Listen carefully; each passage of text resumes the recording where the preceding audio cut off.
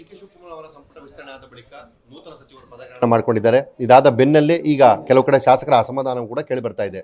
ಈಗ ನಮ್ಮ ಜೊತೆ ಇದ್ದಾರೆ ನೂತನ ಸಚಿವರಾದಂತಹ ನರೇಂದ್ರ ಸ್ವಾಮಿ ಅವರು. ಸರ್ ನಮಸ್ತೆ. ಸರ್, ಈಗ ತಾವು ಜವಾಬ್ದಾರಿಯನ್ನು ಹೊತ್ತುಕೊಂಡು ಕಾರ್ಯಕ್ರಮಗಳನ್ನು ಮಾಡ್ತಾ ಇದ್ದೀರಾ. ಇದರ ನಡುವೆ ತಮ್ಮದ ಸಹವರ್ತಿಗಳು ಒಂದಷ್ಟು ಮಂದಿ ಅವಕಾಶ ಸಿಕ್ಕಿಲ್ಲ ಅಂತೇಳಿ ರಾಜೀನಾಮೆಯ ಮೊರೆ ಹೋಗುವಂಥ ಪ್ರಕ್ರಿಯೆಯಲ್ಲಿದ್ದಾರೆ. ಕೆಲವರು ಸೀನಿಯರ್ಗಳು ಕೂಡ ಇದರಲ್ಲಿದ್ದಾರೆ. ಅವ್ರಿಗೆ ತಾವೇನು ಹೇಳಕ್ಕೆ ಬಯಸ್ತೀರಾ? ಎಲ್ಲರೂ ನಮ್ಮ ಮನೆಯ ಅಣ್ಣ ತಮ್ಮಂದರು, ನಮ್ಮ ಪಕ್ಷದ ಮುಖಂಡರು, ನಮ್ಮ ಮುಖ್ಯಮಂತ್ರಿಗಳು, ಮಾಜಿ ಮುಖ್ಯಮಂತ್ರಿಗಳು, ನಮ್ಮ ಹೈಕಮಾಂಡ್ನ ನಾಯಕರುಗಳು ಇಂಥ ಸಮಸ್ಯೆಗಳನ್ನ ಸಾಕಷ್ಟು ಸಂದರ್ಭಗಳು ನೋಡಿದ್ದಾರೆ. ಹಾಗೆ ಒಂದು ಮನೆ ಒಳಗಿನ ವಿಚಾರ ಏನೇ ಅಸಮಾಧಾನ ಇದ್ರೂ ಕೂಡ ಅದನ್ನು ನಮ್ಮಲ್ಲೇ ಕುಳಿತು ಬಗೆಹರಿಸ್ಕೋತೀವಿ. ಸ್ವಲ್ಪ ಪ್ರಾರಂಭದಲ್ಲಿ ಈ ಅಸಮಾಧಾನ ಸ್ವಲ್ಪ ಬುಗಿಲೇಳೋದು ಸಹಜ.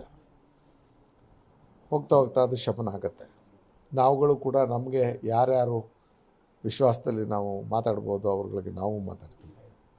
ಮನವಿ ಮಾಡ್ತೀನಿ, ಇವತ್ತು ರಾಜ್ಯದಲ್ಲಿ ಬರ ಇದೆ, ಜೊತೆಗೆ ಪಕ್ಷ ರಾಷ್ಟ್ರದಲ್ಲಿ ಎಲ್ಲೂ ಇಲ್ಲದೆ ಇರತಕ್ಕಂಥ ಕಾರ್ಯಕ್ರಮವನ್ನು ರಾಜ್ಯದಲ್ಲಿ ಕೊಟ್ಕೊಂಡು ಸದೃಢ ಒಂದು ಆಡಳಿತವನ್ನು ನಡೆಸ್ತಾ ಇರ್ತಕ್ಕಂಥ ಸಂದರ್ಭದಲ್ಲಿ ಹೊಸದಾಗಿ ನಮ್ಮಲ್ಲಿ ಮುಖ್ಯಮಂತ್ರಿಗಳಾಗಿ ಶಿವಕುಮಾರ್ ಅವರಾಗಿದ್ದಾರೆ. ನಮ್ಮ ಎಲ್ಲರ ಒಗ್ಗಟ್ಟನ್ನು ಈ ಆಡಳಿತದ ಮುಖಾಂತರ ತೋರಿಸೋದ್ರ ಜೊತೆಗೆ 2029 ನಮ್ಮೆಲ್ಲರ ಮುಂದೆ ಇರತಕ್ಕಂಥ ಚಾಲೆಂಜ್. ನಮ್ಮ ಎಲ್ಲ ವೈಯಕ್ತಿಕ ವಿಚಾರಕ್ಕಿಂತ ನಮ್ಮ ಅಧಿನಾಯಕ ರಾಹುಲ್ ಗಾಂಧಿ ಅವ್ರನ್ನ ಪ್ರಧಾನಮಂತ್ರಿ ಮಾಡೋದೇ ನಮ್ಮ ಉದ್ದೇಶ. ಆ ದಿಕ್ಕಿನತ್ತ ನಾವೆಲ್ಲ ಯೋಚನೆ ಮಾಡೋಣ. ಏನೇ ಸಣ್ಣ ಪುಟ್ಟ ವ್ಯತ್ಯಾಸಗಳಿದ್ರು ಒಬ್ರಿಗಾಗಿದೆ, ಒಬ್ರಿಗಾಗಿಲ್ಲ. ಇದು ಸಹಜವಾಗಿ. ಈಗ ನಾನು ಬೇರೆ ರೀತಿಯಲ್ಲಿ ಮಾತಾಡ್ಬೋದು. ನೊಂದ ಮನಸ್ಸಿನಲ್ಲಿರ್ತಕ್ಕಂಥ ನೋವು ನಮಗೂ ಅರ್ಥ ಆಗ್ತದೆ. ನಮಗೂ ಹಲವಾರು ಸಂದರ್ಭಗಳಲ್ಲಿ ನೋವನ್ನು ಉಂಡಿದ್ದೀವಿ. ಅಂಥ ನೋವನ್ನು ರಾಜಕಾರಣದಲ್ಲಿ ಯಾರು ನೋಡದೇ ಇರೋಕ್ಕೆ ಸಾಧ್ಯ ಇಲ್ಲ. ಕೆಲವೊಂದು ಸಂದರ್ಭ ಆ ನೋವನ್ನು ನುಂಗಬೇಕಾಗ್ತದೆ. ನಾನು ವೇದಾಂತ ಮಾತಾಡೋ ರೀತಿಯಲ್ಲಿ ಮಾತಾಡ್ತಾ ಇಲ್ಲ. ವಾಸ್ತವ, ನಮ್ಮ ಪಕ್ಷ ನಮಗೆಲ್ರಿಗೂ ತಾಯಿ ಇದ್ದಂತೆ. ಪಕ್ಷ ಉಳಿದ್ರೆ ನಾವೆಲ್ಲ ಒಂದಲ್ಲ ಒಂದು ರೀತಿಯಲ್ಲಿ ಮುಂದೆ ಯಾವುದಾದ್ರು ಜವಾಬ್ದಾರಿಗಳಲ್ಲಿ ನಾವು ಕೆಲಸ ನಿರ್ವಹಿಸ್ಬೋದು. ಸಮಯ ಎಲ್ರಿಗೂ ಒಂದೇ ಸಮಯ ಬರೆಯೋದಿಲ್ಲ.